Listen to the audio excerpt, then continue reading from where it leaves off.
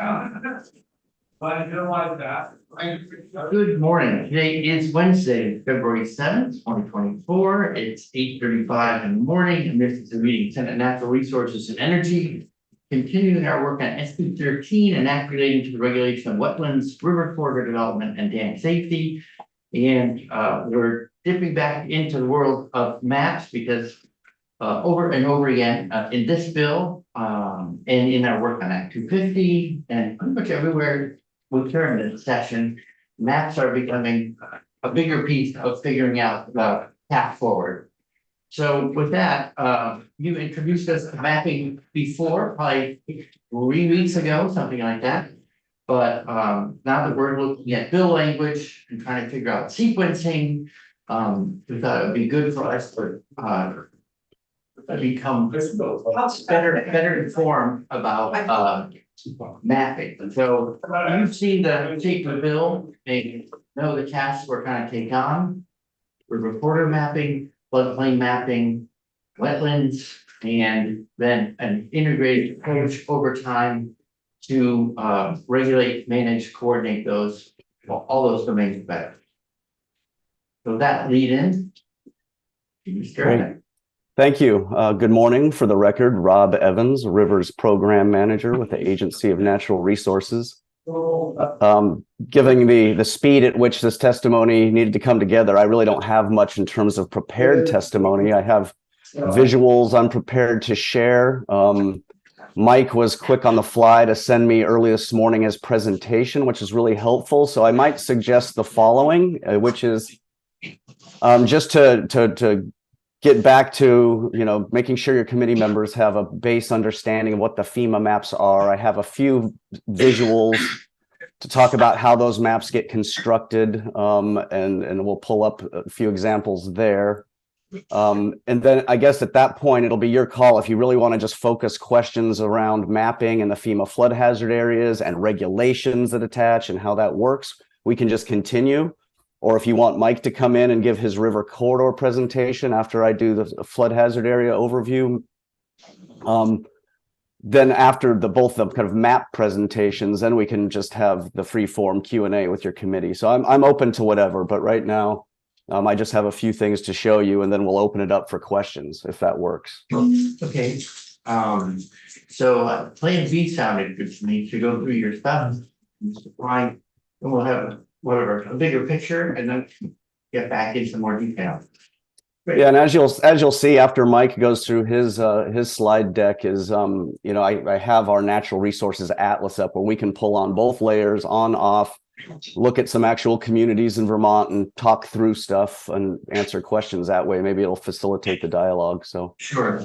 And just one other thing, so yesterday when we were walking through the bill and talking about provisions, I think what's a little hard for me at least to keep track of at the moment is the way mapping relates to different regulatory schemes and programs, like which program uses what maps, what's the condition of those, and how we might pull things together in the bill.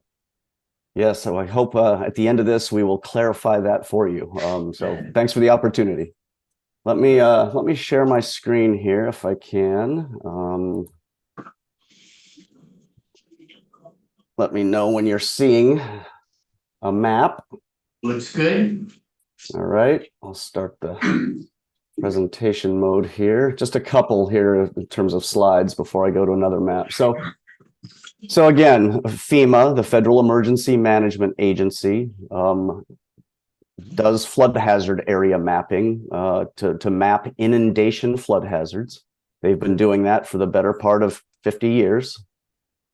These maps that they create, again, and we'll talk more about this, but they inform where permits are required, at least meeting federal minimum floodplain management standards, not other standards, not stormwater standards, not wastewater standards, but floodplain management standards. And those mapped areas that we'll look at here shortly also identify where mandatory flood insurance purchase requirements apply for federally backed mortgages. So, to get at a FEMA special flood hazard area, or the official term, as Rebecca showed a few weeks ago, is a flood insurance rate map.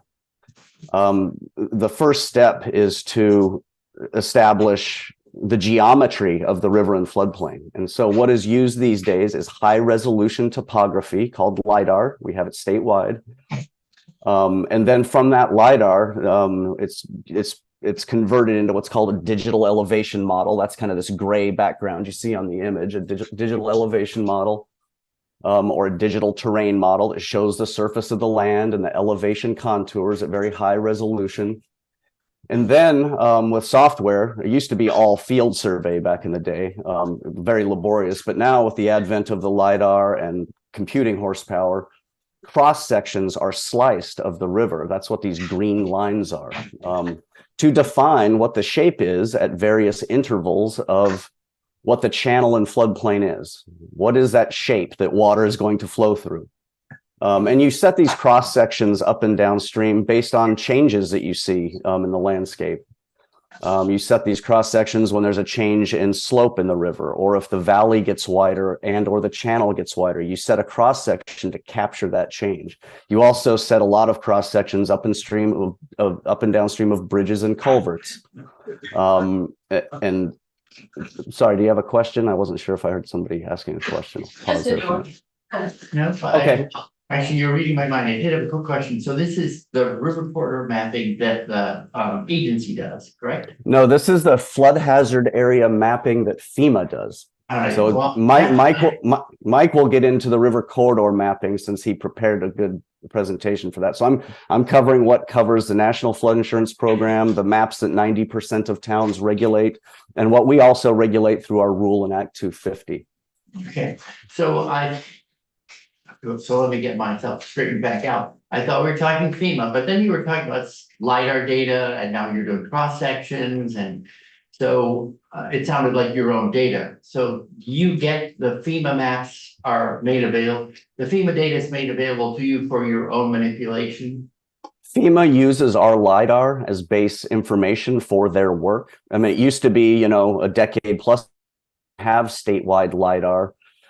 They actually would pay to acquire that data. So some of the early LIDAR we had in the state, FEMA paid for some of the map revisions back in the early 2000s. But now we have much more current and even better resolution than what they originally are required. So yeah, they use our LIDAR data, but then they use their consultants and contractors to develop the models. There's still some field survey to go out to get wet channel cross section, below the water surface, and do the bridge and culvert surveying, etc. So this is, this image here is showing kind of what that foundational kind of construction of a hydraulic model looks like. It's standard modeling software, public domain, Army Corps of Engineers. It's free for download, and it's the kind of industry standard that consultants use. And then just to look at it a different way, when you're looking at it within the framework of the model, those green lines look like that upper left. Those cross sections look like that upper left, which is those black dots represent the ground surface.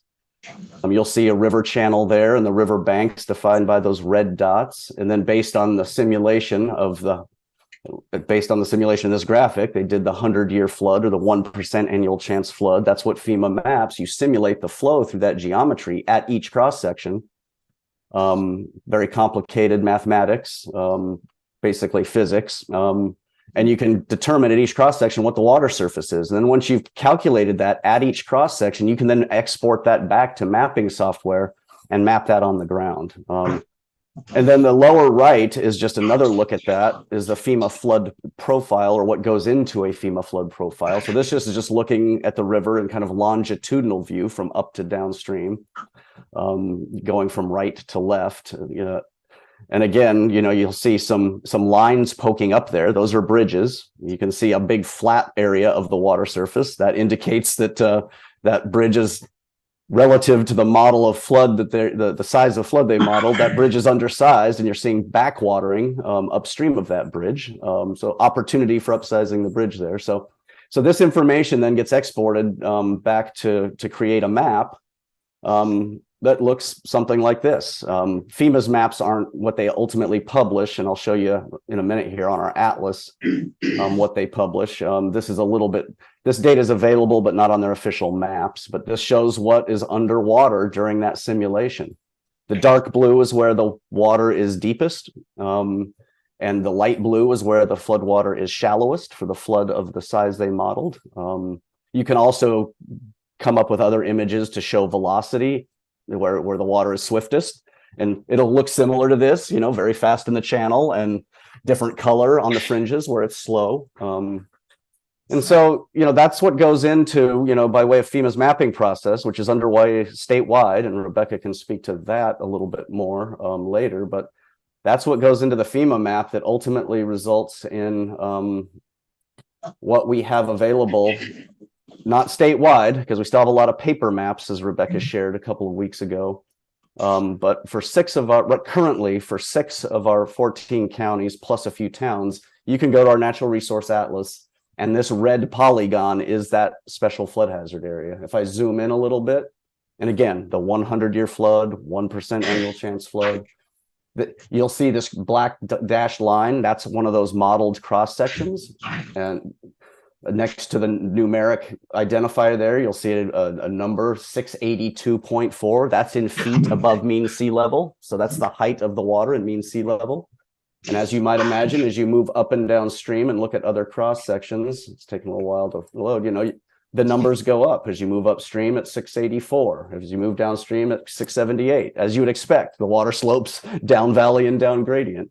And just to refresh your memory, zooming in here, the cross-hatched area is that portion of the FEMA mapped special flood hazard area that's called the regulatory floodway. And the floodway is that no fill, no build zone, because that's the space reserved for floodwater conveyance. And as I mentioned a few weeks ago, the minimum standards that a lot of towns have adopted allow you to, in this area outside the floodway, and if you're only regulating flood hazard areas and not A&R mapped river corridors, it allows you to build and fill right up to the edge of the FEMA floodway.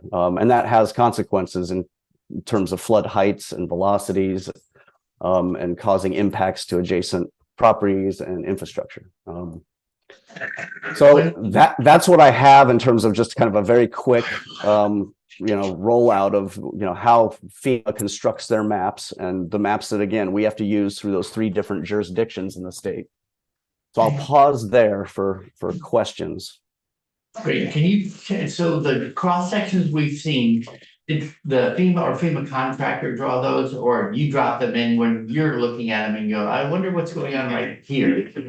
No, that comes directly out of the FEMA model. So that is a reflection of what FEMA publishes. The companion, and again, I can send some follow-up stuff for the committee webpage with a little bit of additional information after this, but what comes along with the maps is a document called the FEMA Flood Insurance Study, and it has tables of the cross sections, the model output, the water surface elevations. They also publish the FEMA flood profiles. That's the technical information that really needs to be used when issuing permits.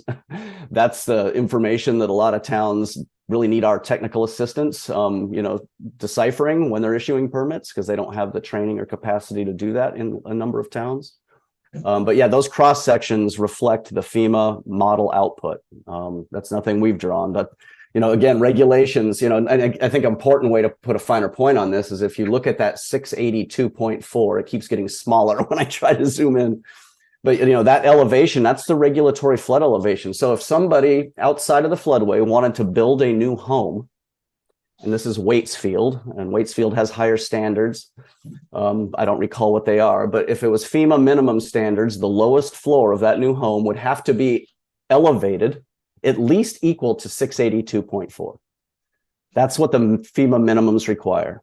We also know that there are 25% of flood insurance losses are outside of the FEMA flood hazard area and for larger floods. So that's why we recommend higher, what we call freeboard. So, our rule, our standards, our model bylaws, and perhaps what Waitsfield may have on the books is something that requires the elevation of the building's low floor, not to 682, but perhaps 683 or 684. And those are really the main tenets of flood hazard area regulation. You know, again, as Rebecca is good at saying all the time, it's an insurance program. So the real detail about regulatory requirements is related to insurable walled roof buildings, elevating those buildings, or if it's non-residential, flood proofing those buildings so they're dry. And then the second big piece is staying out of the floodway. And then beyond that, a lot of the standards that get applied are about making sure things are safe from flooding. You know, are propane tanks anchored so they don't get pulsed downstream during the flood?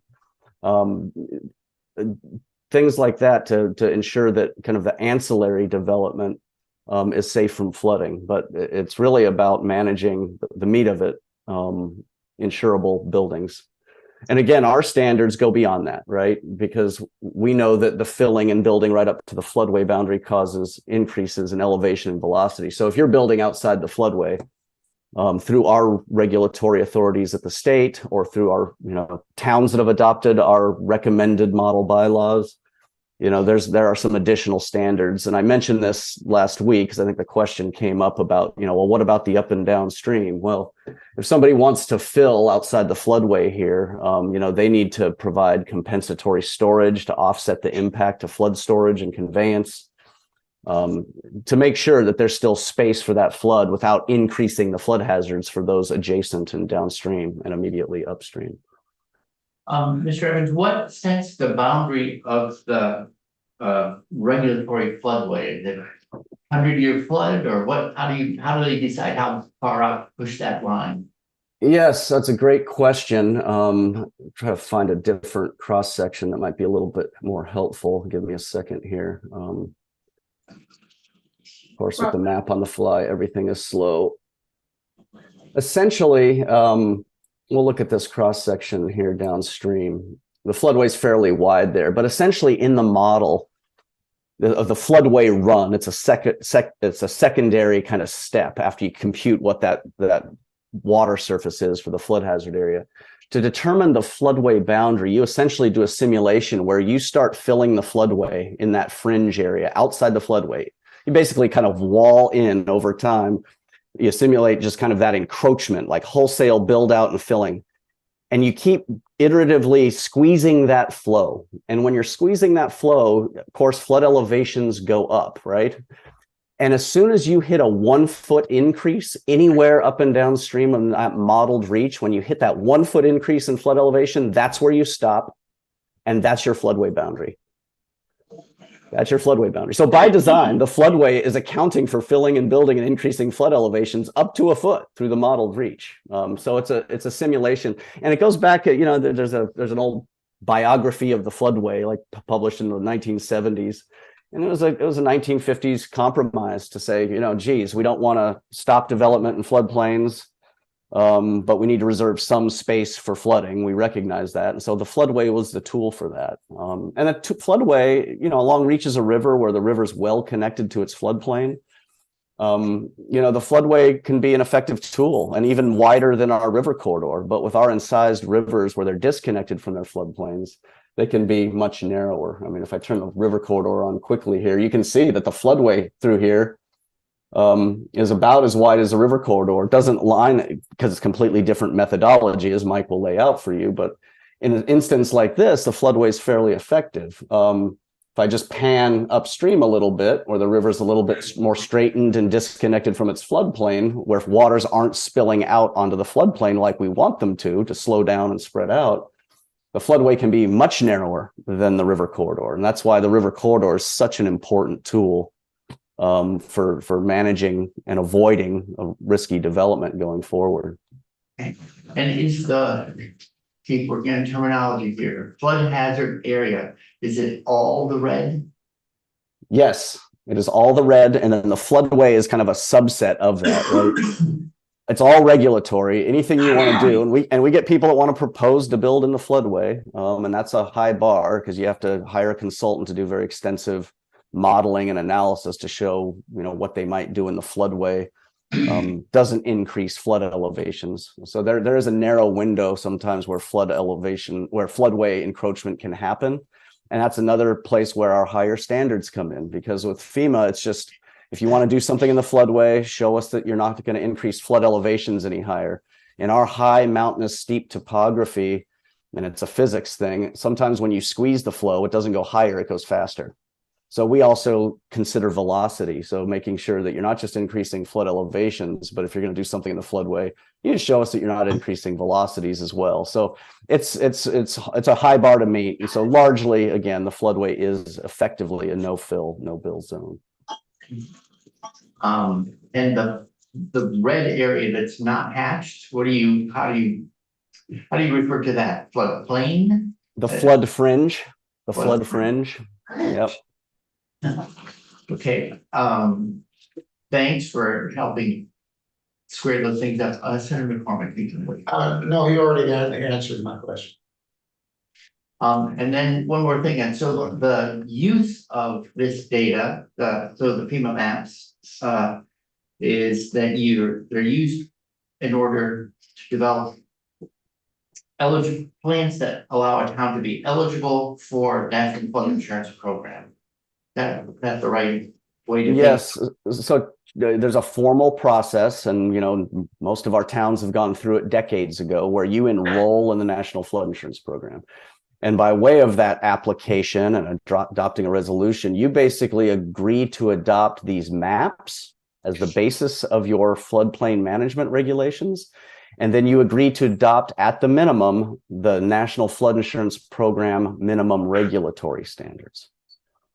A lot of towns still have those standards on the books, but also we've made headway, as I've testified previously. There are a lot of towns that have also adopted higher standards to varying degrees. But yes, the agreement is, if you want flood insurance available to your citizens, and if you have a federally backed loan in the flood hazard area, it's required. If you want that flood insurance availability to your citizens, then you need to adopt these maps and the minimum regulations that accompany those maps. And we, of course, try to promote higher standards because we know the minimums are good enough. And are all these standards specified at the municipal level? I mean, you might be helping people, but it actually has to be a municipal process. It's a municipal process. We provide technical assistance alongside regional planning commissions. The FEMA minimum standards exist in the Code of Federal Regulations. We created and promoted robust model bylaws back in 2008. After Irene, Act 138, 2012 gave us more specific marching orders in Title 10, Chapter 32 to provide model bylaws to towns in consideration of higher inundation standards and managing river corridors in consideration of erosion. So those are up on our website right now. Those are available to towns. And again, there's a lot of work right now spinning up with towns because with the FEMA maps coming, and again, Rebecca can speak to this if need be, they need to make sure their maps at least meet minimum standards. And that's where we put on the table those model bylaws we've created to say, you might consider, for flood resilience and safer community going forward, adopting these higher standards. Sure. And then the local connection, the local regulation is spelled out through bylaws. Is that the tool that towns use? Yeah, it's usually nested. If towns have zoning, it's nested within their zoning bylaws. As you know, there are some towns that do not have zoning, and Rebecca testified a few weeks ago that those towns, what they have is just a standalone flood hazard bylaw, and that's allowed and enabled in Title 24, Chapter 117 in the enabling statutes. They have a standalone flood hazard bylaw, and that's essentially, we like to say, they have zoning in their flood hazard areas. They have standards for development in their flood hazard areas. Nothing else if they just have that as a standalone bylaw. Okay, great. Thank you for straightening me out again. No problem.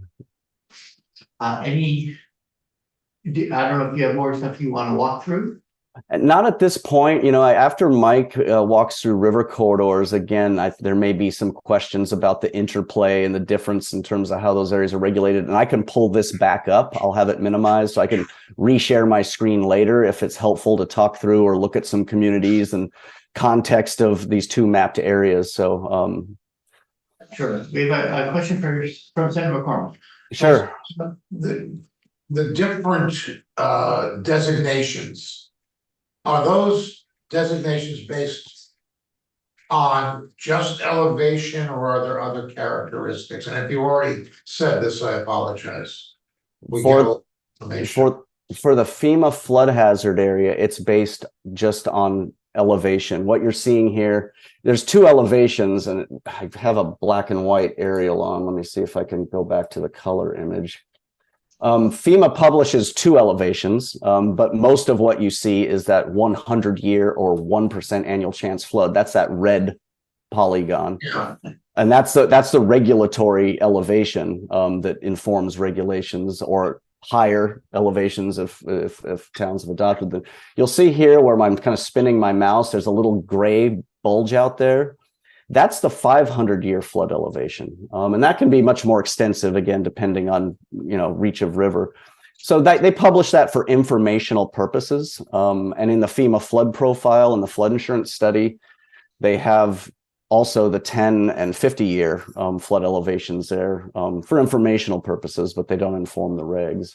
But those are based on elevation. Yes. Yes. Okay, what about topography? Just an example, what I'm wondering about, two areas of the same elevation, one of which is downstream from a very broad valley, and another one of which is downstream from a very narrow valley. So if the river had flowed in the broad valley, that water would have some place to go. Well, if it's coming through a narrow valley, the only place it can go is downstream. Yeah, and if you see the map here, I've just panned upstream in Waitsfield along the Mad River here. You can see that here's a stretch that's very confined. And the river is not even getting much past what the floodway boundary is. And so not broad. And that transition, if you look upstream, though, you can see that it's much wider there. So there's a constriction, and that constriction during flood flow, there's probably some backwatering resulting from that constriction in topography and geometry. The question is it river incision or is it just topography? If I turn on the elevation contours, you can see the steep slopes there, right? Yeah. Sometimes it's not steep slopes, it's just the historic dredging and channelization that the rivers haven't recovered from yet. So the river is just incised and containing so much flow in the channel.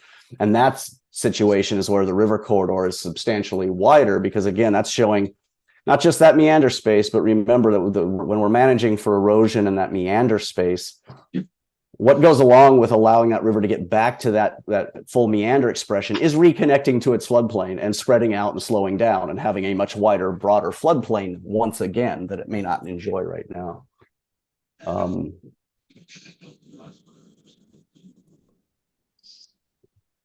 You can see the river corridor through this reach is a bit wider.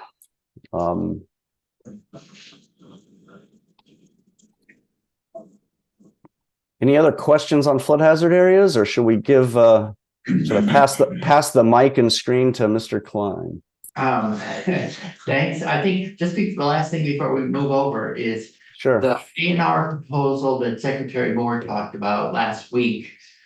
How does it? I'm just trying to remember. Sort of now we have the maps in front of it. There was a proposal to do model.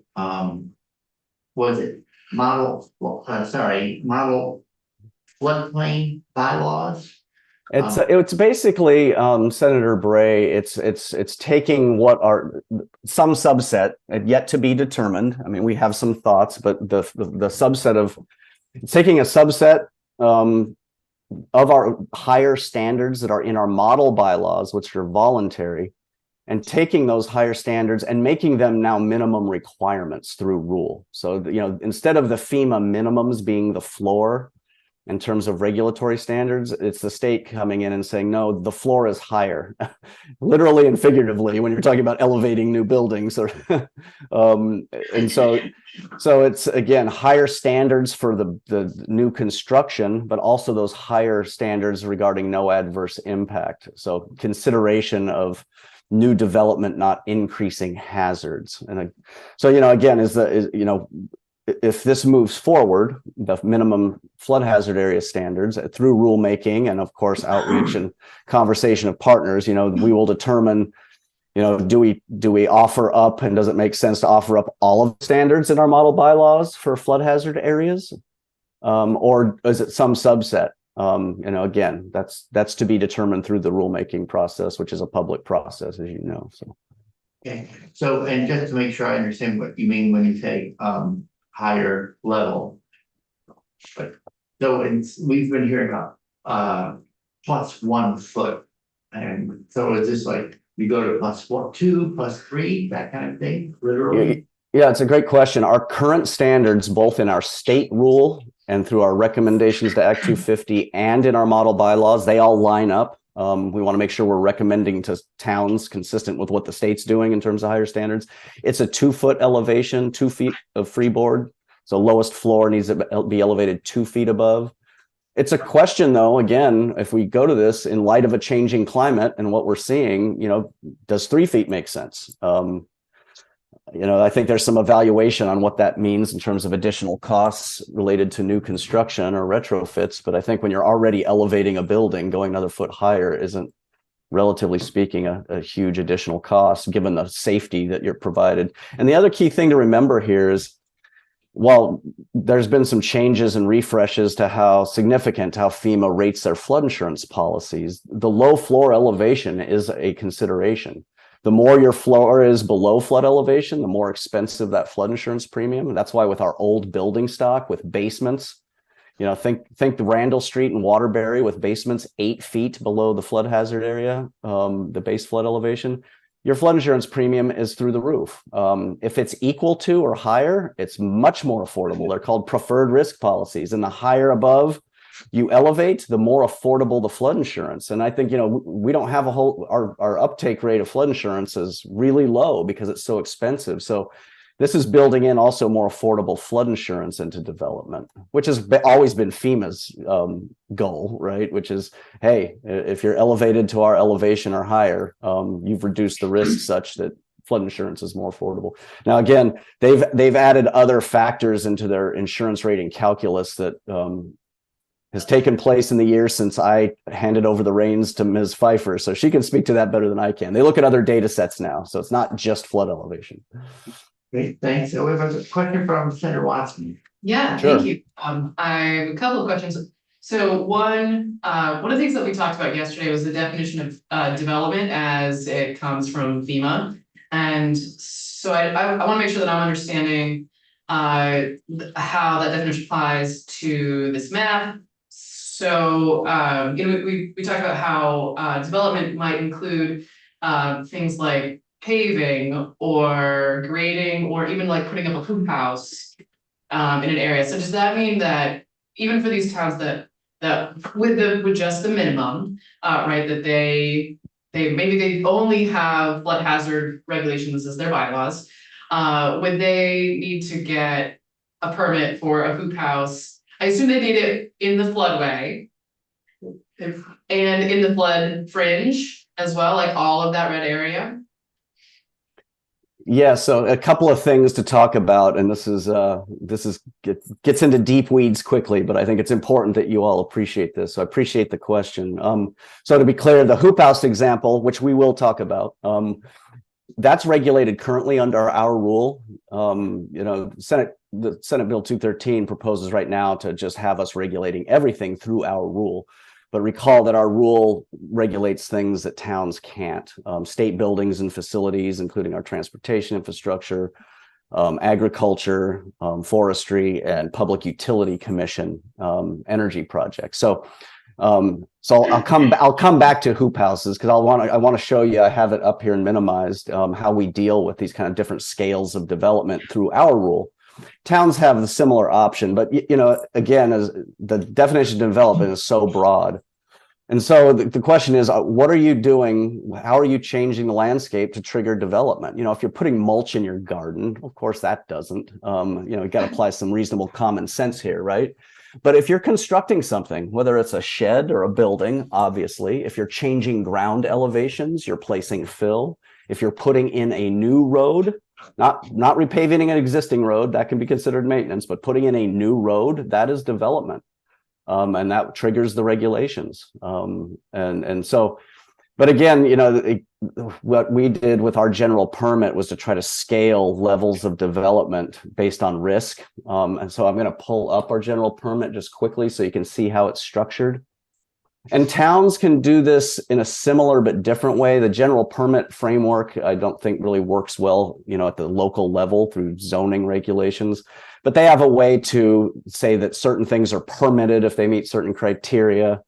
They can issue administrative permits versus conditional use. So they can kind of scale and structure development types. And a lot of our model bylaws have a table in them that kind of talks about all the various types of development and how that gets treated. Similar to our general permit, but let me bring up our general permit. First, Sorry. Oh, go ahead. Can I just jump in here a second? So there's something that I'm not understanding, which is you're mentioning like, according to our rule, like we would regulate this. But well, I think I'm losing the part of like, because right now towns are in charge of this, like the regulation, like when you say our rule, like, is that applying in addition to what the towns are doing? No, Like, we're to flip it so that the state had a statewide standard, but can you explain what you mean? Sorry. No, this is important. I'm happy to take the time. It's important. So when it comes to our rule currently, it regulates things that towns are not allowed to regulate by statute.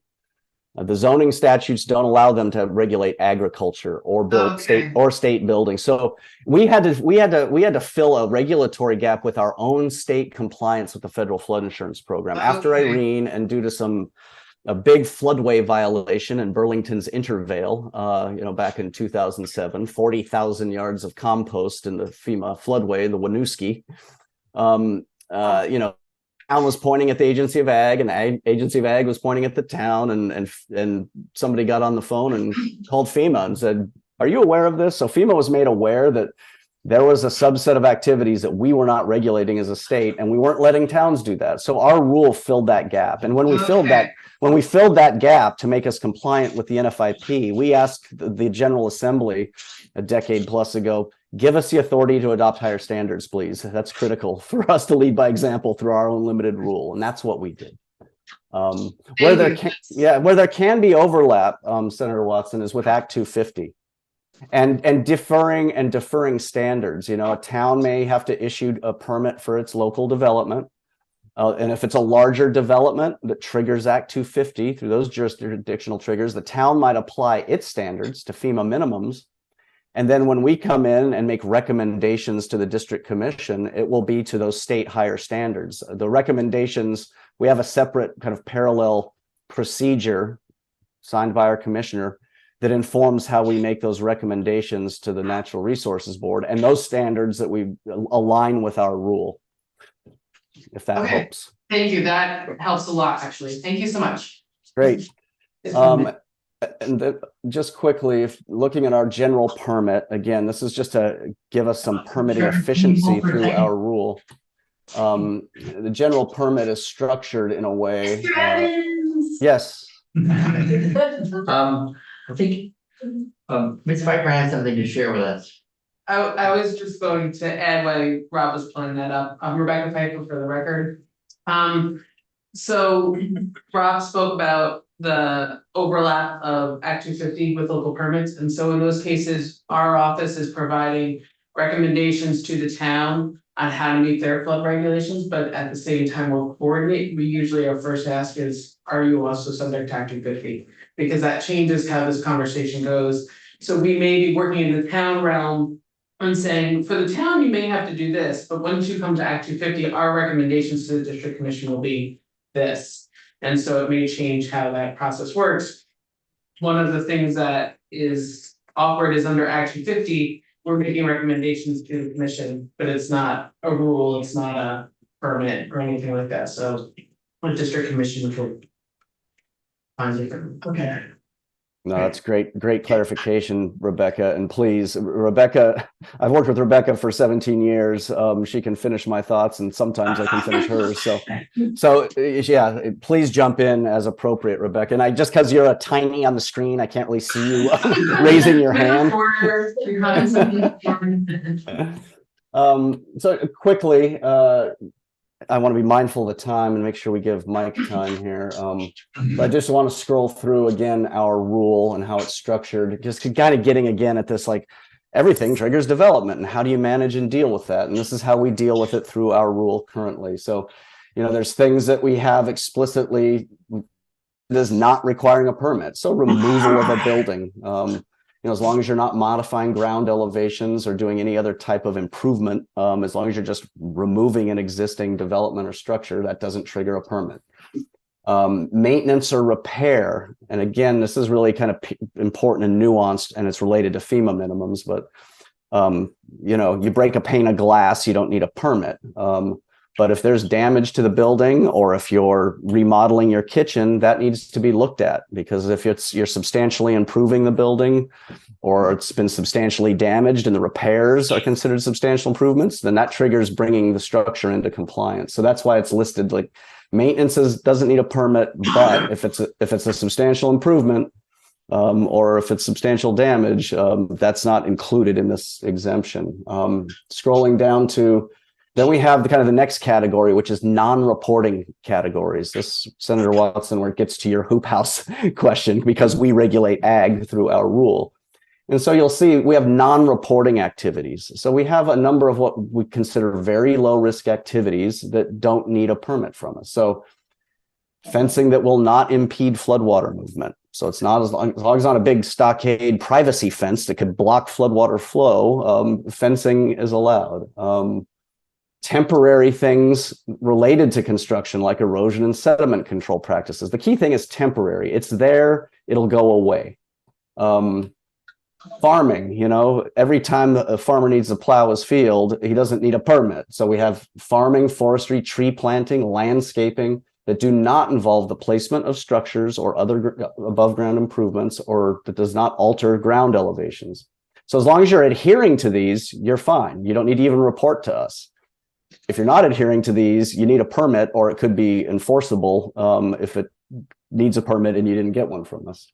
Same thing with hoop houses. As long as it can be readily moved, low investment, and it's outside the FEMA floodway, hoop houses can go in. At the same time, we've seen some very robust hoop houses with electrical and plumbing and on permanent foundations that were violations that had to be removed. Because they were in the river corridor and they were not of minimal investment like we think of traditional hoop houses. And then to stream bank armoring, stabilization, not to overlap with our sister rule, the stream alteration rule.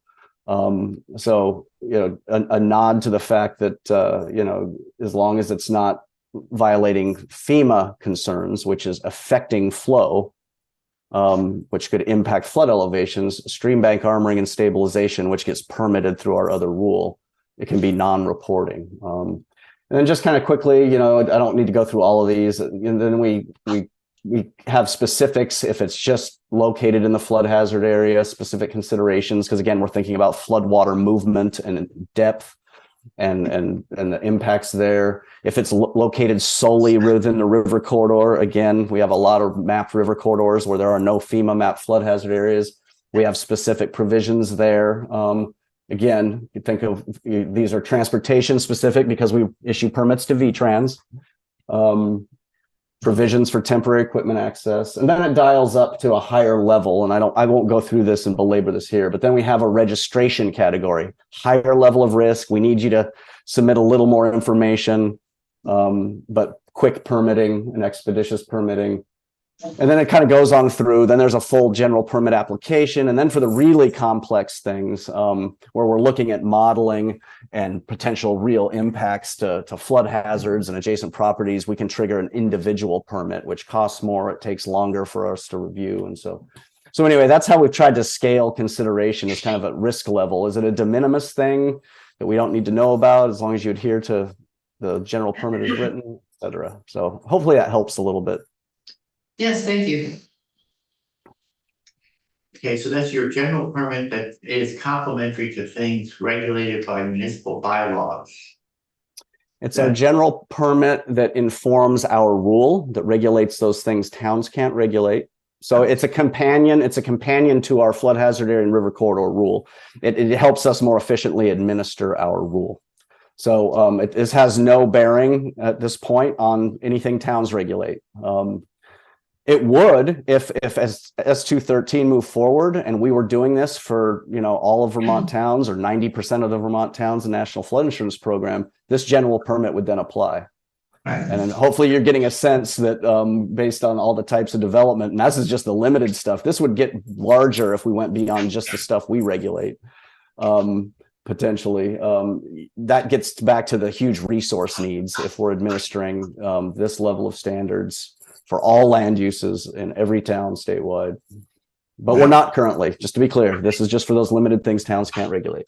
It's very helpful to have a sense of the level of detail, scope of what you have to think about and be ready to regulate.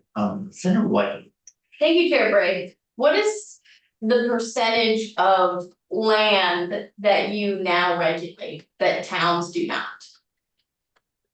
Or if there's a way to compare it to what, I'm trying to get a sense of how many things are towns overall being asked to regulate compared to what you are percentage wise. And I don't know if that's by land mass that's helpful, or if that's like number of projects that you, or permit applications. I don't know what the right metric is, but trying to get a sense of how many votes your agency currently does compared to the number that towns do. If you want, Rob, I can take this one. Yes, go for it, Rebecca. So we have state statute that we help provide technical assistance to towns when they're issuing permits in the floodplain. We also issue permits under our Sorry. So remix.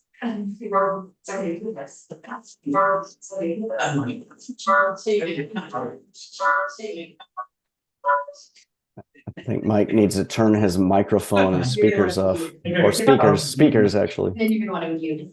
Continue. Oh, you can. So we get development reviews from maybe about like 50 to 60 of our towns, or 50 to 60% of our towns. So there's towns that may either not be having development in their floodplain, or they're not sending them to us for review. Of those, this past several years, we've probably done about 60 to 70 municipal development reviews. Over that time, from our state floodplain permits, since the permit went into effect in 2015, I've issued, what am I on? I'm on 62. I've issued 62 over the course since 2015 of state floodplain permits on a piece of the state. So And of those 62, how many are you getting? So I assume you don't give a permit to every single one. so I've issued 62 authorizations of some sort, either a registration, general permit, or individual permit from under our state rule over the course of almost, 8 years. But then we have other regions, so magnify that. From our development reviews from towns statewide, all of our floodplain managers are doing maybe 60 of them total a year. So we have about 60 something municipal development reviews a year. And from a state floodplain permit standard, I'm guessing we probably issue maybe like 10, a dozen a year. What we don't know is what we don't know.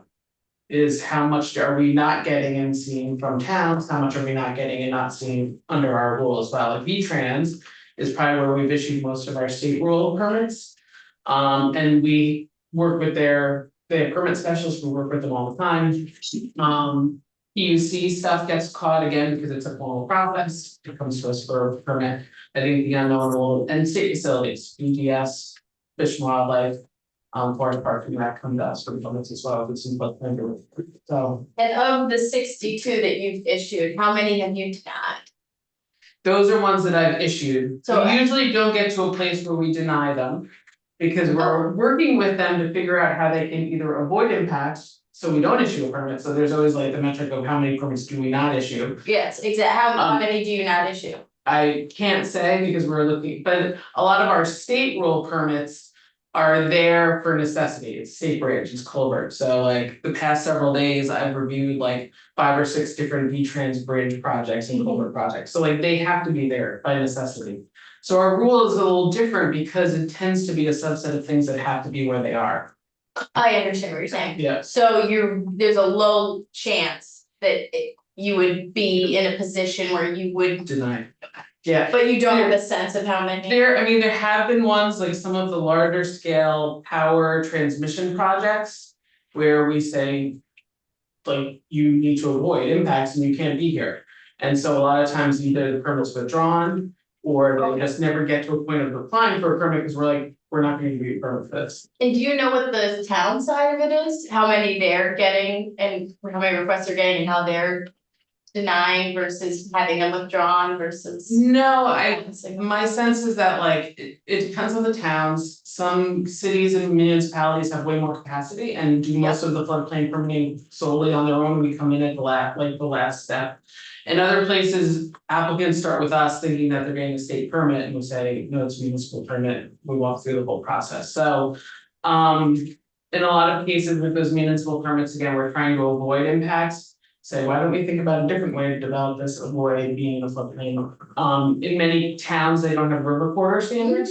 So we may also have that conversation of you have avoided floodplain impacts, you're elevating, you may meet the municipal standards. However, you're also in a river corridor, this is a really bad spot. You know, and so we inform that risk, but we don't have an ability to regulate or impact it at a municipal level because it's a municipal permit. So we will add that in our comments for the project, but we don't have any ability to affect the outcome of that project. And how many of the projects that are permitted by towns that you ultimately might have had a comment that said, no?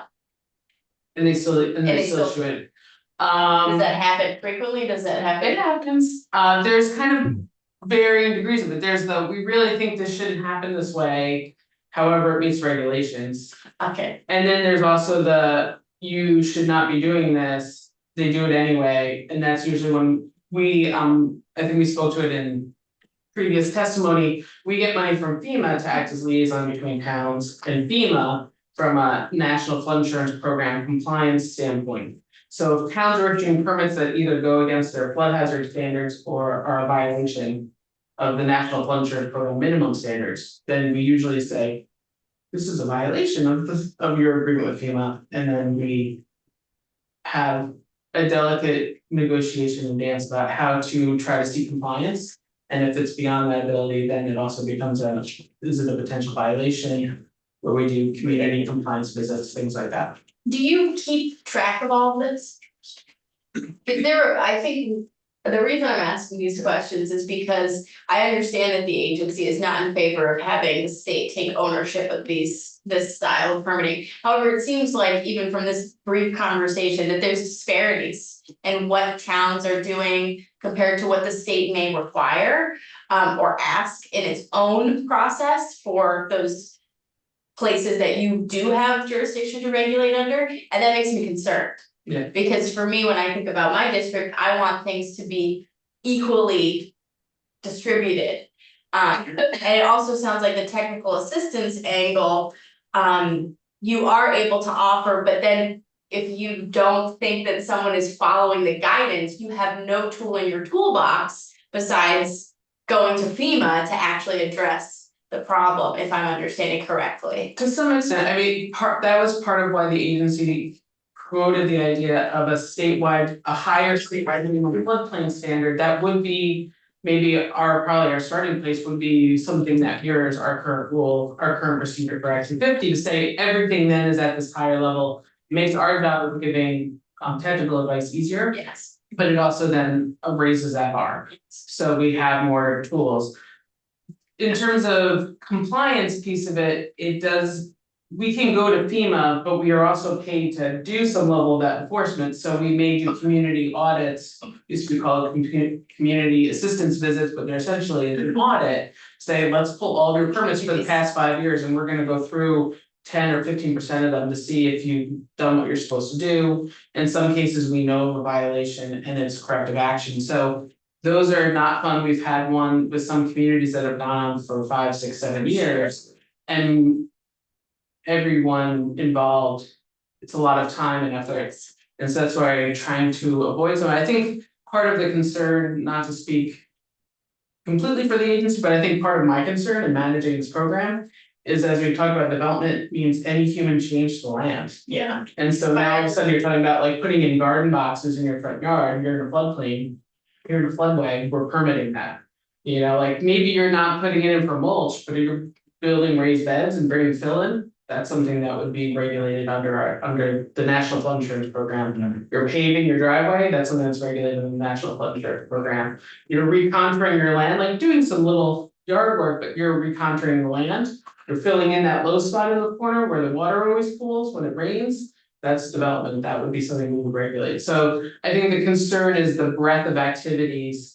And doing that statewide, you'd almost need a person in each county to know what's happening to be able to do it. So I think that ties back to Rob's previous recommendation of, 15 to 20 staff, because we probably, and then you also have the enforcement side on the other, which takes tons of time. But my understanding is now we do require that of our towns individually. Yes, they're required to do that to maintain participation in the national funds. So it seems. It's, okay, I appreciate those answers, and I'm wondering if we can request information about how many community audits you're doing on a regular basis, and I would hope that the information, and I don't know if it's private information, I don't know if this is public information, okay.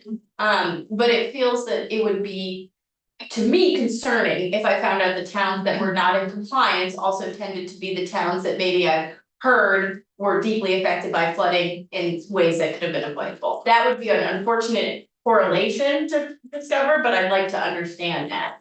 And So we could do something about it. exactly, and so if you have the list of towns or. I can give I can give specifics of the towns, we generally don't tend to do as many of those community audits.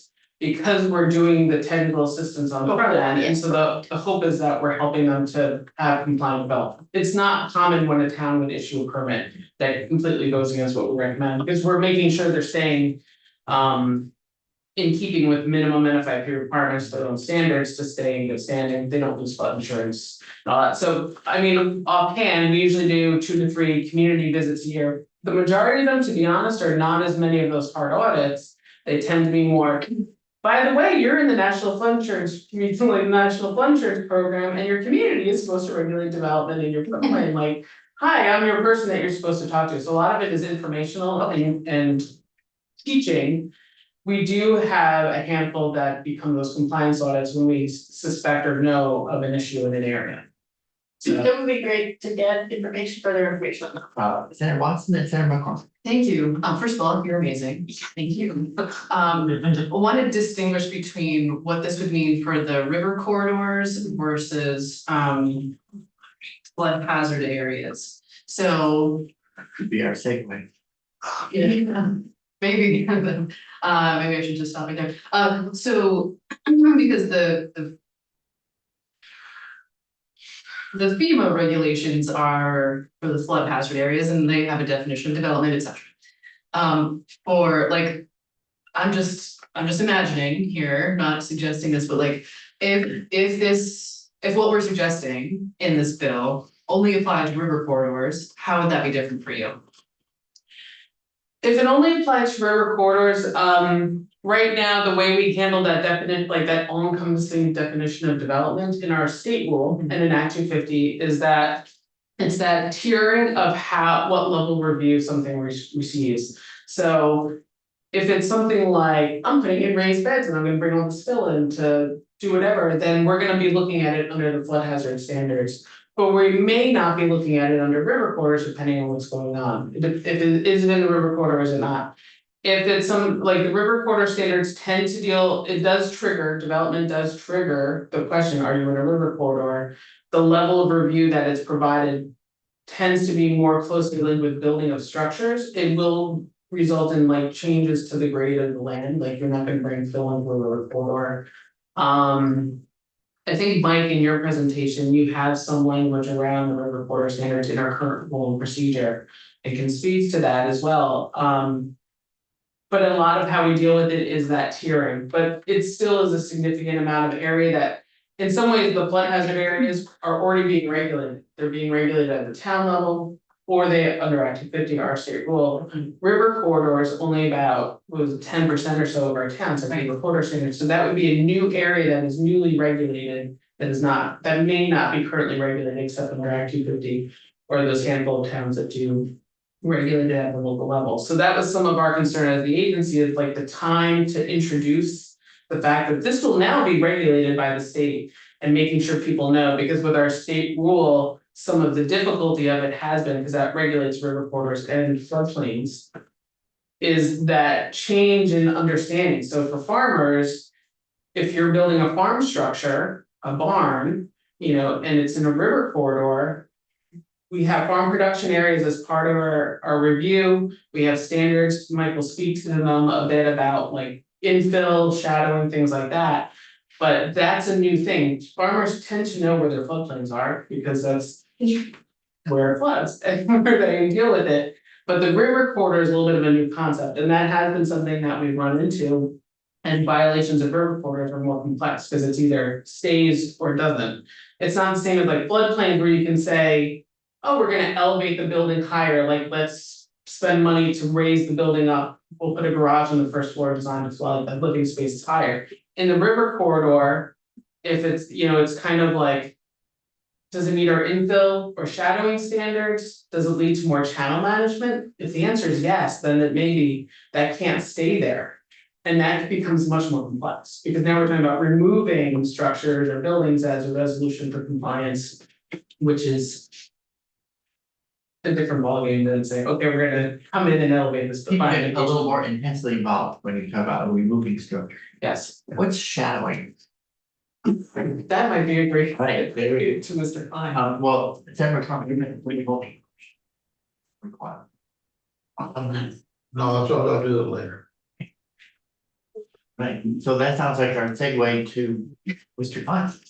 Yeah, I have just a closing reminder, just kind of pulling things back. It's a good river corridor segue, but also just kind of pulling it back to S213 is introduced.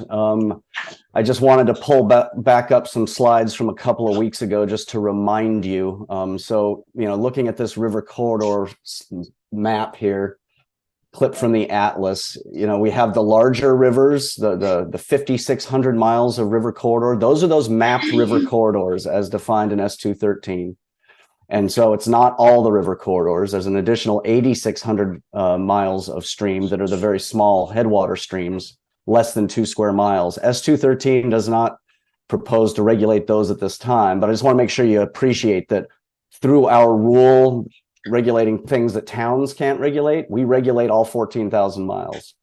Through Act 250, we make recommendations on all 14,000 miles.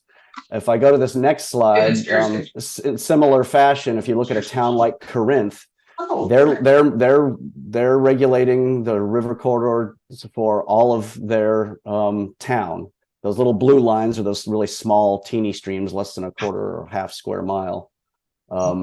And again, the big gap regarding regulation has to do with river corridors, because we do have at least some regulation through towns. So all those surrounding towns, Washington, Topsom, Orange, that's a lot of blue line that the only time river corridor gets looked at is through our limited rule or Act 250, but not through municipal permitting. And with that, I'll stop so Mike can have some time to roll through river corridor mapping and some of the science behind that. I'll stop sharing my screen now. Thank you, Mr. Evans. And good morning again, Mr. Klein. Yes, good morning. My name is Mike Klein. I am retired from the State Rivers Program. I'm Rod's predecessor. Currently living in Middlesex and doing mostly education and outreach on rivers. I was you see here, I'm going to choose my most disabled participant screen share. I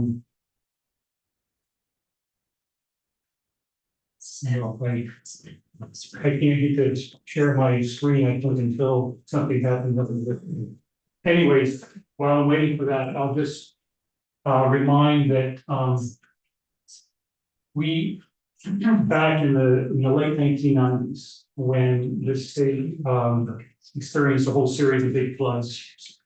We were asked by the legislature to look at why so much damage. If all of our communities were enrolled in the National Flood Insurance Program, why are we seeing all this damage? So we began looking at these damage survey reports around the state at that time. We came back with a report to the legislature explaining that most of our damage in Vermont is related to erosion. It's the movement of the river rather than this rising up of the level of the water that Rob described in the feeding and mapping. Let's see if I can share it now. There we go. I can remember the figure 80% of damage occurs in the river corridor, Yeah. 20% through vegetation, but I mean, That's right. well, that. You see it like I'm just sharing my. There we go. So, upon, that discovery, we started really looking at our rivers and why so much erosion. And it was largely this instability that I described in my previous testimony, where the rivers are supposed to be dynamic, they do move. But many of our rivers are moving much more dramatically due to the history of channelization and largely the straightening and deepening of our rivers to contain these floods. Rod showed that image of where the river corridor actually was wider in the floodway, the flood fringe area. And that's a big indicator for us that river has been deepened and now contains that 100-year flood. But it's all the more likely to erode now because of the containment of that water and that steeper slope. It's more powerful and it's more hazardous from an erosion standpoint. So again, the river corridor, it's all about public safety and minimizing erosion hazards at adjacent and downstream properties. And we wanted to develop a mapping process that we could use consistently across the state, something that the state of Vermont would be responsible for revising as necessary, that delineated that area of the valley floor that the river was likely to occupy were it to reach that natural stable equilibrium. That area of minimal erosion around that show the last where it has a slope and a depth that maintains a fairly stable vertical channel. So the river will move, but not as dramatically as it might were it straightened and deepened. And so this consistent mapping process is really critical to ultimately to our regulatory program. And I think in some of the Supreme Court findings that you can read around challenges to our erosion hazard program, you'll see that it's been this consistent application of science toward public safety that has upheld our mapping process. And as Rob and Rebecca touched on in the flood hazard area river corridor rule and procedures that support that, we adopted a no adverse impact standard, which typically means stay out of the river corridor because that's where the river is going to be moving. But it also, those same procedures have very technical site reviews of the geomorphology of the river. And we have this generalized mapping process where we're using some of this digital data that Rob showed, construct the river corridor, which I'll get into. But then situations on the ground may tell the river scientists something different is going on in this particular site, which we need to account for in defining those erosion patterns. And it may make that area wider. Oftentimes it makes it smaller because we find something, a bedrock outcrop that we didn't know was there from the digital models. We go on the ground, we see a big rock protruding, we do a little analysis with our friends from geology and figured out this whole area is bedrock just below the surface. The river's not gonna move here. So we're not gonna, you know, say no. I say we, but it's an old pattern. Saying we, but I'm talking about my colleagues, the rivers program. You know, that's the kind of thing that we might do in a technical site review. And I'll get into, there's multiple processes where, a map might be appealed. And there's different exceptions for infill and redevelopment. And how are the river corridor, rules, related to river corridor development? I mean, what do you call them? How are they expressed? How does someone know which rules they need to be tuning into? Who's going to tell them, oh, you actually have some, you're in the FEMA map and you have rules related to that, and it also happens you're in a river corridor and you have some rules related to that, like, how does that regulatory landscape come up? Rest. The jurisdictions that Rob mentioned, you know, the rule applies again in two areas. Areas that these municipalities don't regulate triggers these rules, and in those cases, both the flood hazard area and the river corridor are reviewed. And the standards around each of those are reviewed where the state has jurisdiction under that rule. Again, where the municipalities can't develop, regulate by statute, that triggers the rule.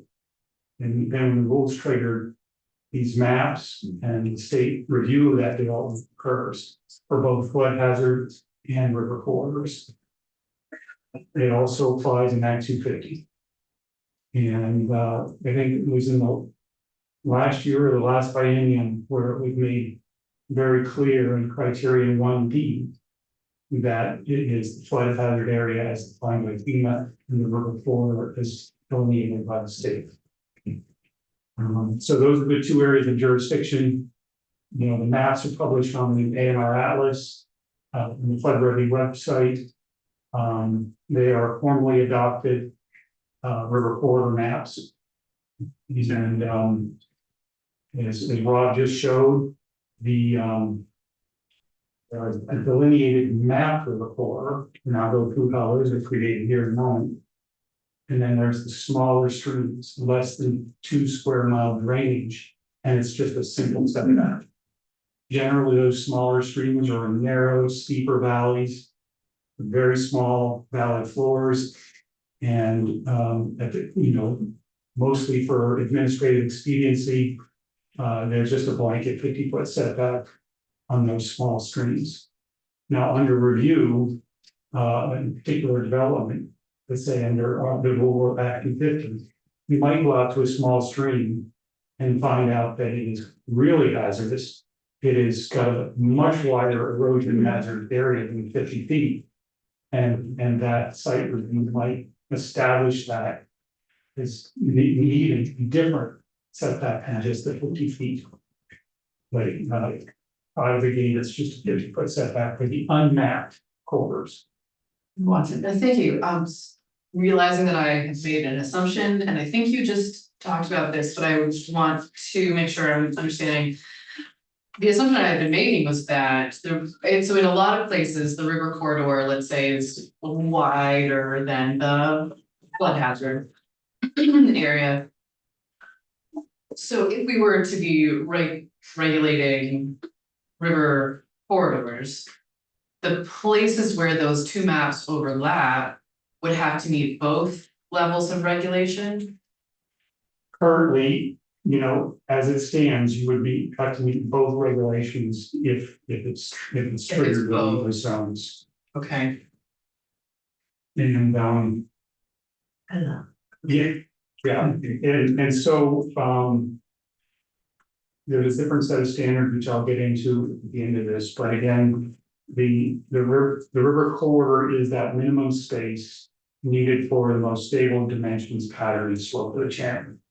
And this section of the Dog River kind of shows the range of conditions that you might see on the graph, where you have a reach of river that has really far along the re-meandering process and is occupying quite a bit of the river corridor.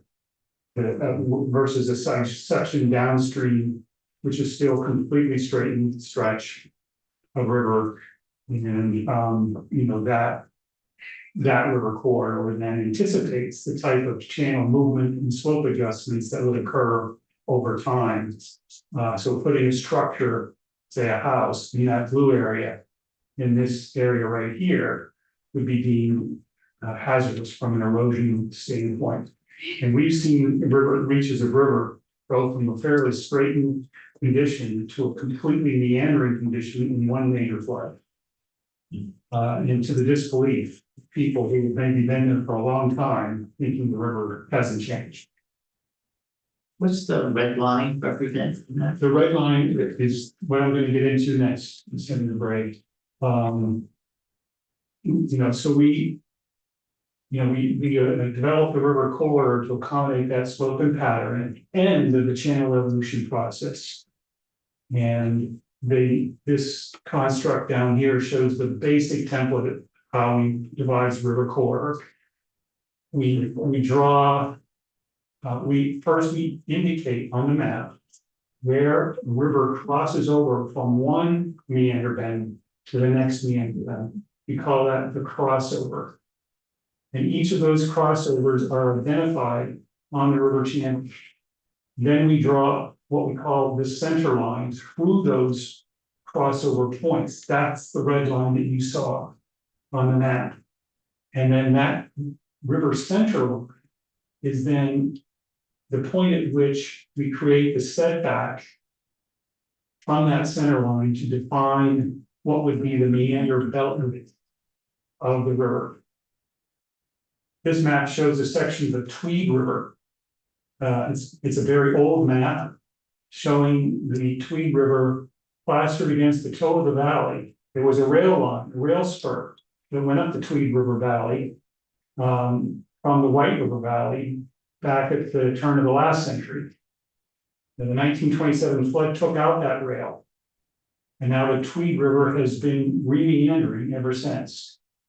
And this red line is a line that we created to show the kind of Stockbridge, what would likely be the meander belt of the Tweed once it reached the end of that evolutionary process, which incidentally matched very closely to the meander scar. You could still see it in the landscape, you know, there in Stockbridge. This is the A-frame village for those that know the Tweed. Yeah. So there's a very technical science-based process. You know, the meander belt concept has been one that has been studied all over the world. Looking at rivers at different stages of evolution.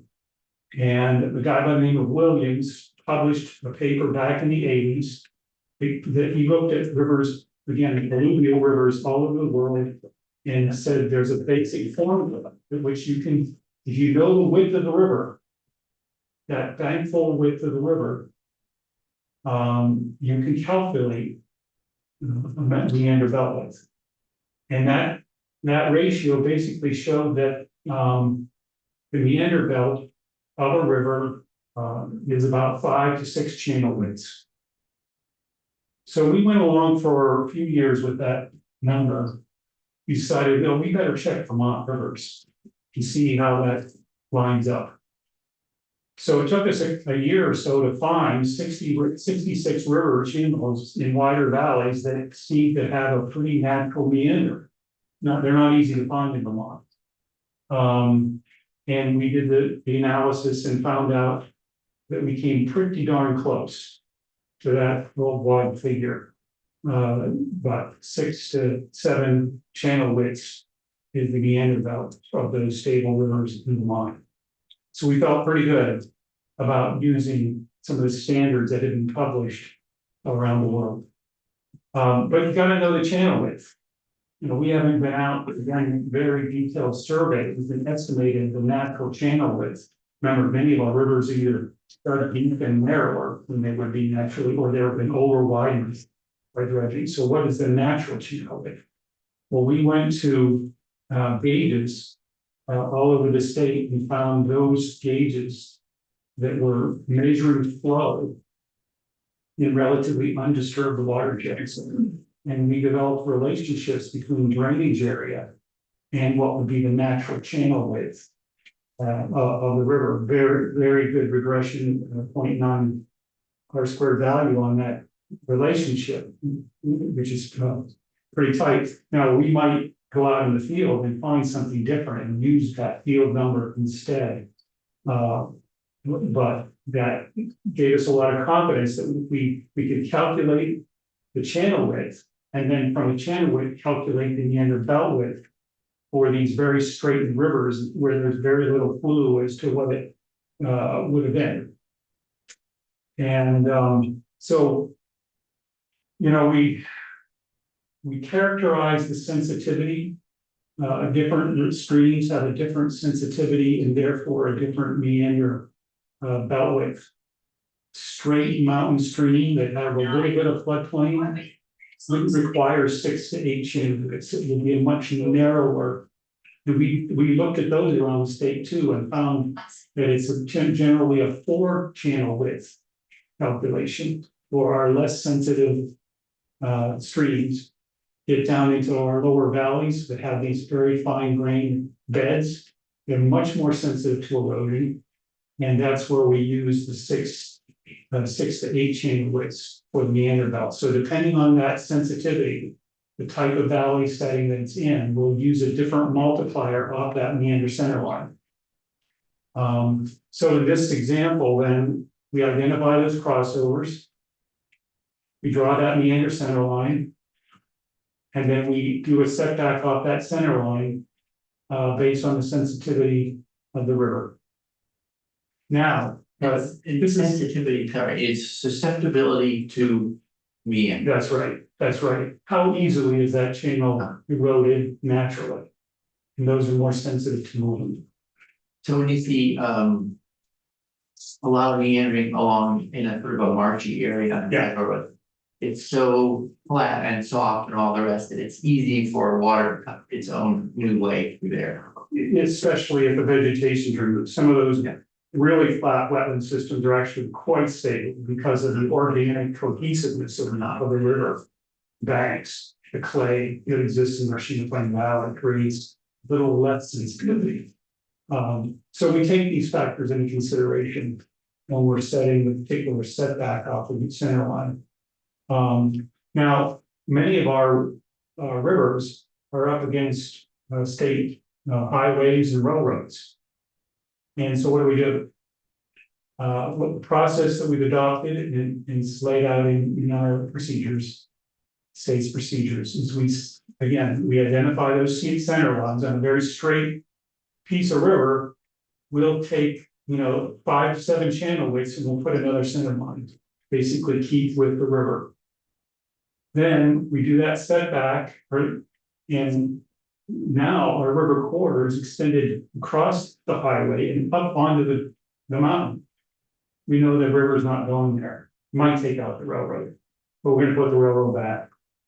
And it's not gonna, move up the mountain. So the process is to take that area that the river does not have access to, and we bump it out. All right.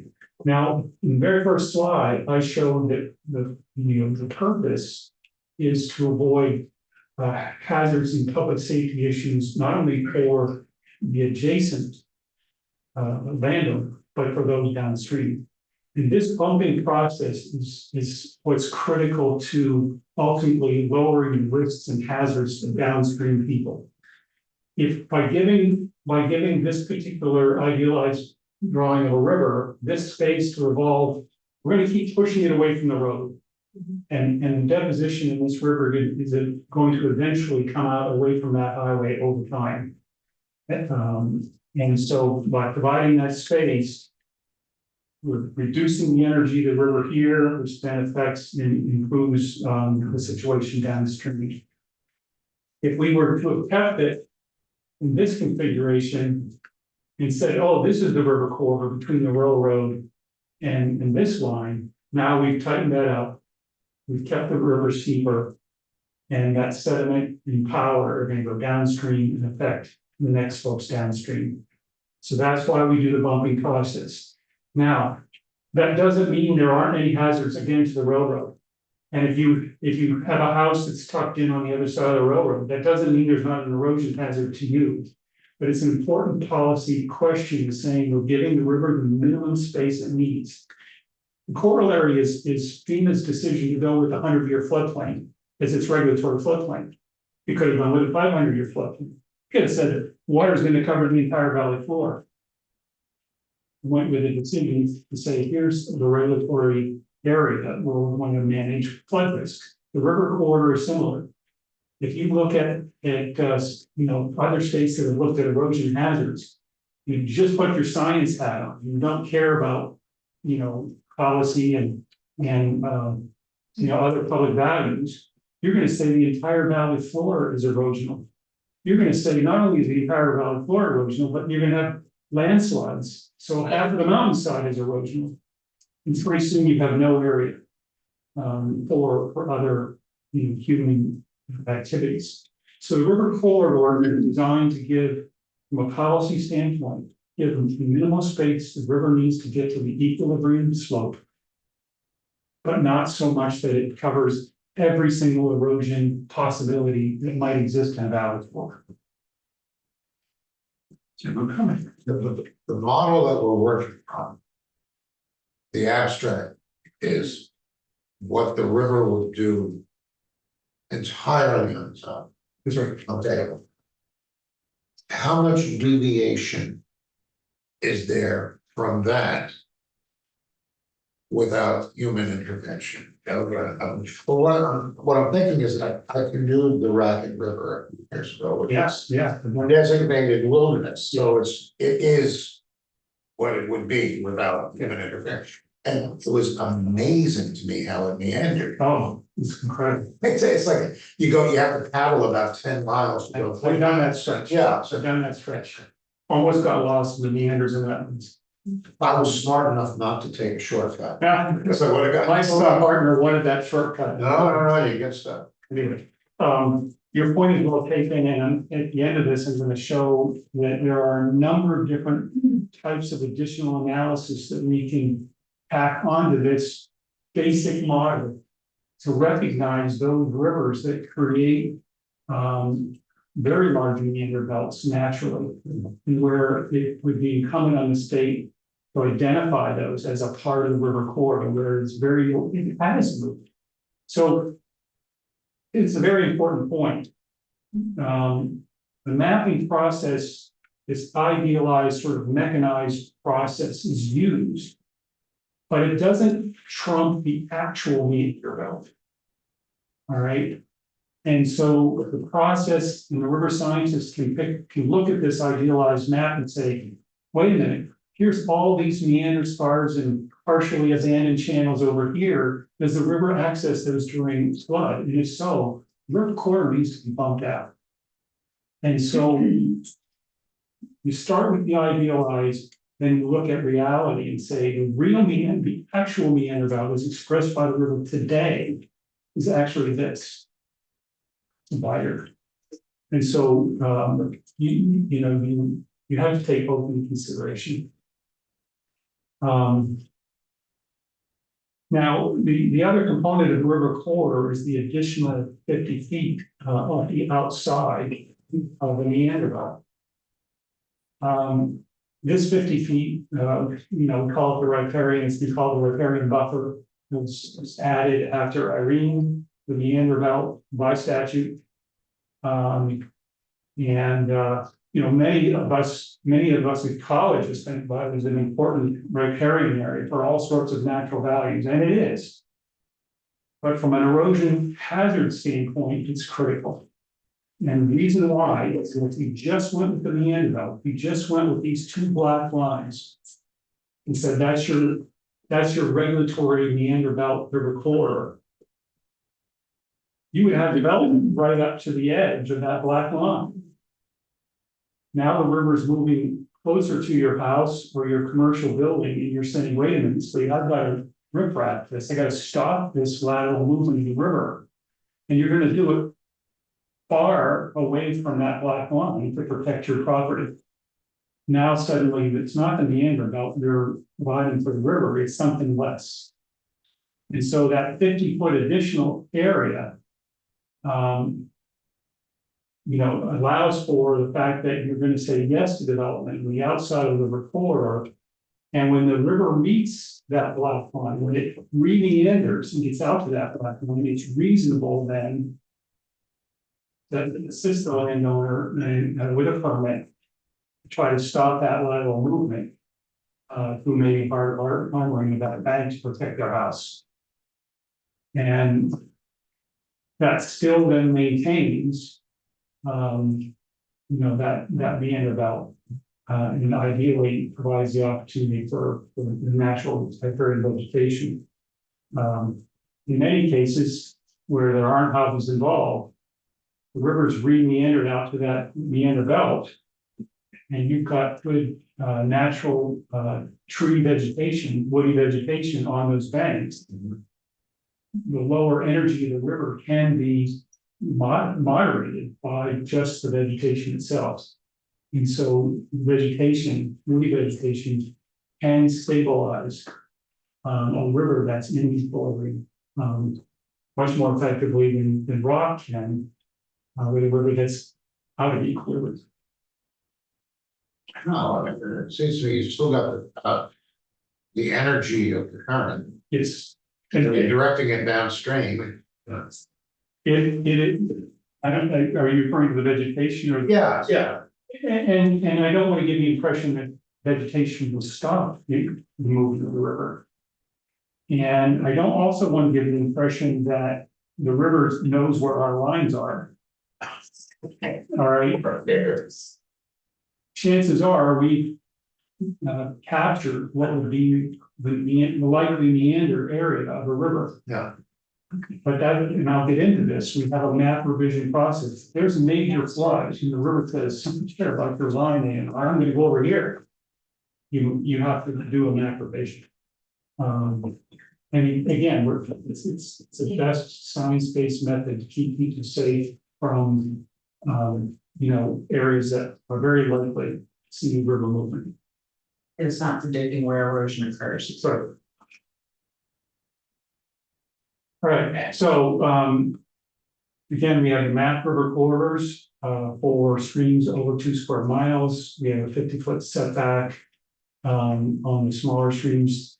You can see this blow up with my town, Middlesex, where the map streams greater than 2 square miles are shown, and some small streams are just really. So now I'm going to just share a couple of slides of the procedure itself. In the rule, supported by the technical procedure, a no adverse impact standard is applied to river corridors, which basically said projects shall not include new fill, new structures, substantial excavations, and other above and below ground improvements within the river corridor. So that's. It's a fairly straightforward no build zone. You don't want to put major structure or change the above or below ground where the river is likely to occupy. There are exceptions, and these are outlined in the following section of the procedure. Basically, what it comes down to is, will your development cause new pressure on the river to move elsewhere that it wouldn't have if the development didn't occur? First exception is what we call redevelopment and infill. If you are in the designated center, and I can't keep up with what the ACCD is called in all these areas now, but if you're in one of these centers, a village area or what have you, and that area is going to be protected over time from any river movement, we're going to put the river back. Then an additional structure behind or between, but no closer to the river is permitted. And this is in S 213, there's a discussion of mapping areas, I mean, a priority mapping where, right now, we look at it on, the agency looks at it on a case by case basis. Is your proposed structure behind another structure that, or two or three other structures that are already being protected from river movement? The language in 213 would anticipate the agency working with the regional planning commissions in ACCD to map as many of those as possible and put them on the map. So that with respect to this provision, then communities would know if my development is going into this infill area that's been mapped and it's part of the state map, then the river corridor provisions are going to be satisfied. And that would, I think that would be a win-win for everybody if they was, these were mapped and it were part of the map. If you're building in that infill area, not as no closer than or behind or between what's already there, are you also avoiding, are you not causing an adverse impact? Or there is an adverse impact, but we're just saying, this is a protected area designated for development. There will be an adverse impact, but it's being tolerated. From an erosion hazard standpoint, there's still, again, there's still a risk that you might experience erosion. The river has done major damage in some of our villages, for sure. So it's not saying, I don't know how you put it, Rebecca, but it was succinct. What we're saying is that there's no adverse impact because no additional channel management would occur as a result of this development. And that's in this last provision that you'll see, in addition to structures that are infill or redevelopment or any other structures that are fundamentally dependent on crossing the river or being in the river, like a drain, for a bridge. There's this sort of catch-all exception provision that says, basically the secretary can look at the development and where it is not going to be at risk in the immediate sense. In other words, I'm in a village center, but the river's coming right at it. And there's no bank armoring. And you put a structure there and someone occupies that structure, it's an obvious risk. Secretary can say no to that, even though you're in this designated center. Then if the proposal will not cause the river to depart from, or further department from the natural stream process and equilibrium, there's nothing about placement of that structure that's going to cause additional instability. It's not already there. And there would be no immediate need or anticipated future need to channelize the stream because of that new structure. In other words, it's already, the Winooski River through Montpelier is already being managed. I called it a canyon last time. It's already being managed through this channel. Any additional structure, in the downtown area of Montpelier is not going to change that management scheme to where it would be increasing erosion hazards over and above what is already there. So that's the standard and the exceptions to that standard.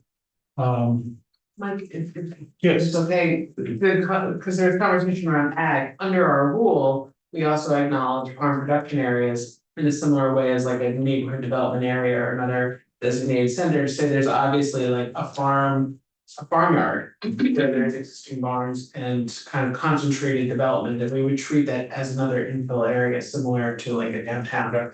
So if you're surrounded by farm fields, but you have all the barns and the milking parlors and things like that. So we would allow infill around that shadow and behind that existing commitment to that farm. Thank you. Yes. So is that filling in behind the shadowing we were talking about? Yes. Now my day is complete. Sorry. So, you know, this last, sort of wordy slide that I have. I put together because I wanted to share that procedures. You know, again, outline very specific ways that the agency may modify that idealized meander belt. Factoring in a number of different issues that may affect that. Including, you know, what are obvious meanders that are still active outside of that standard.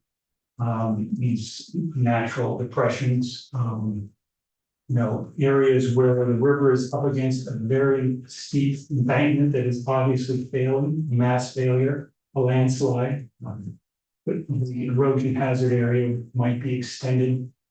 And we worked very closely, the agency has worked very closely with the permanent survey to identify some of these landslide areas.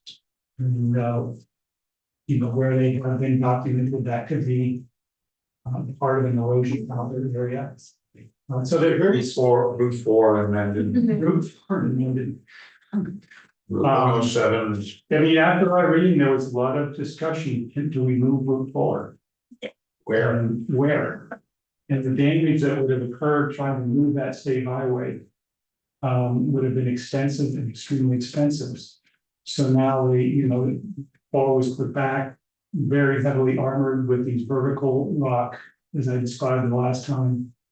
And you can see the White River is eating away at the opposite side and forming that floodplain. Which is kind of what I described earlier, where we have the state highway, another structure that is going to be invested in long term to protect. And there is available valley and a livable area to the other side, the river will move there. And the White River is doing exactly that. Do you ever open up that space opposite? We some of these floodplain restorations have done just that. And you know, the one in Northfield is an example of where there was a number of buyouts. And that area was lowered mechanically with excavators to build that floodplain, you know, in an engineered way. Usually out in the middle of countryside that, you know, it might not be worth it to spend the millions of dollars it takes to do that when the river's going to do it over time anyway.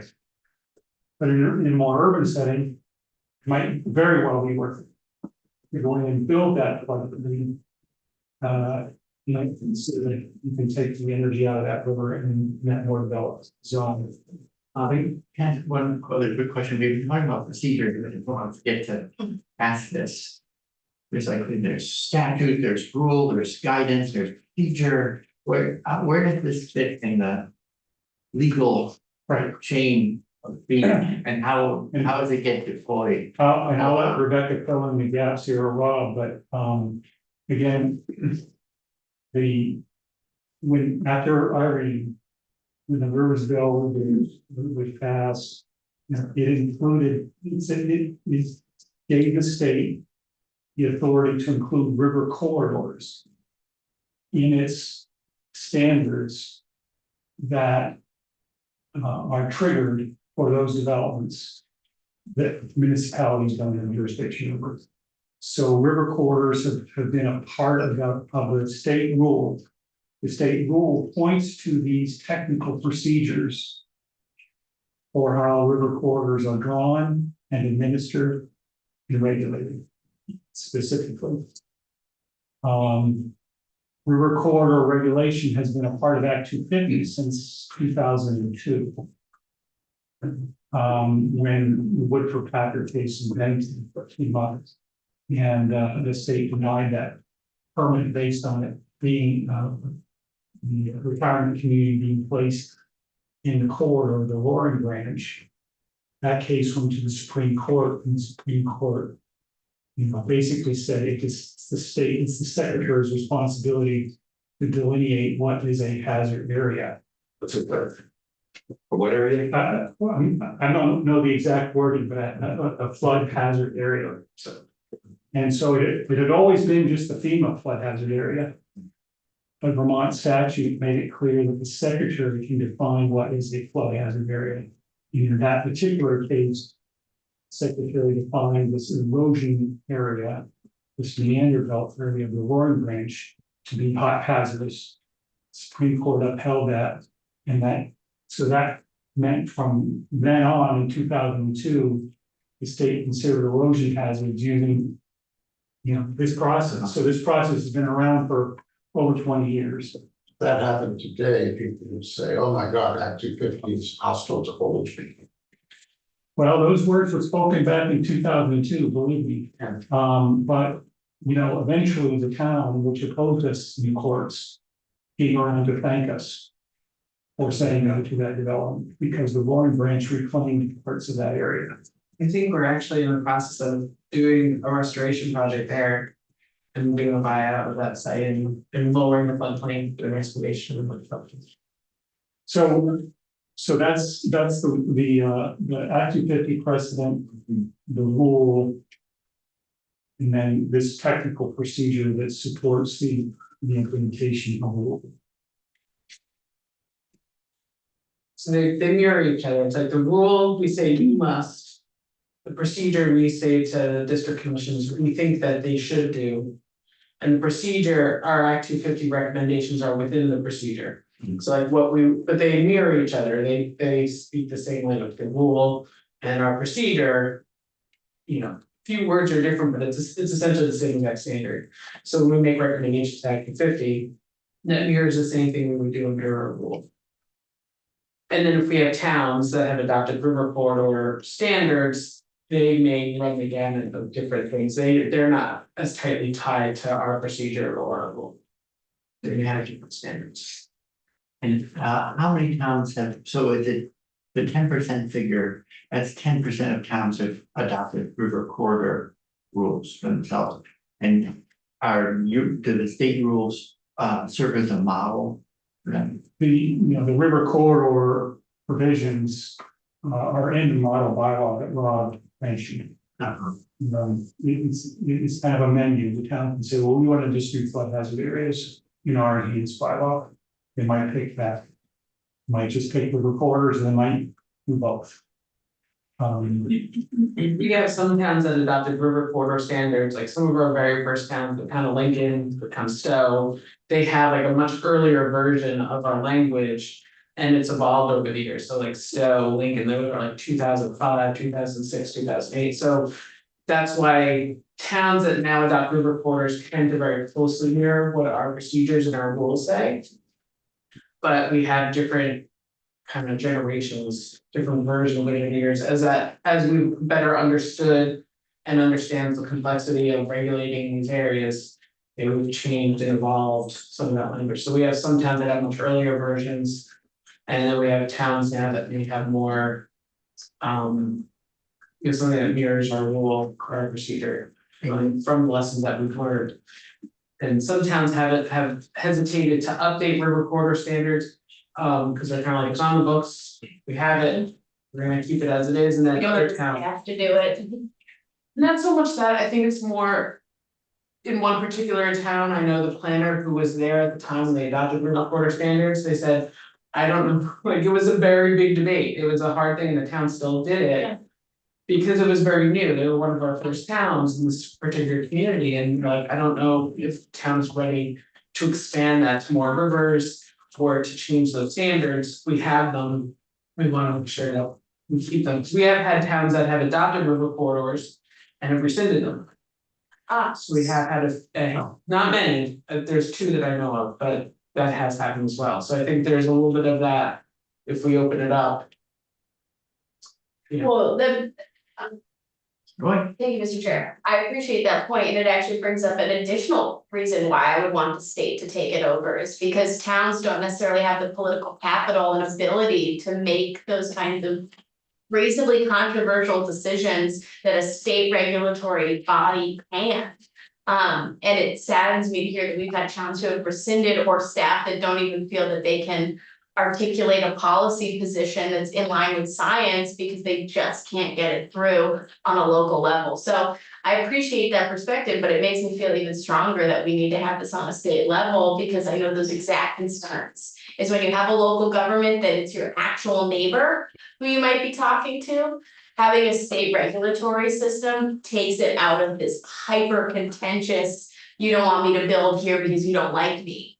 Angle that can sometimes develop. I mean, that seems like one of the reasons why we created Act 250 was so that it wasn't just town by town. People having these debates on their front porches where you don't get good, consistent adherence to the regulation. So I appreciate that point, but it makes me feel stronger to our So intent. write that down, tape it to you, and fit it on that book. At a high level. Yes, and that's why I just like some of the appeals processes, but that's another. Senator, that's the point that I was trying to make with this particular slide, is that these are very technical considerations that trained people can make on the ground to say, this is a bad place. Yes, the river's been over there for 30 years, it can be over here tomorrow. And to make that call based on the science. And it also, on the other end, allows for a technical person to come in and say, there's bedrock here. Yes, the map shows it here. But the river's not moving through this area because there's rock, bedrock, and we can see that now that we're on the ground.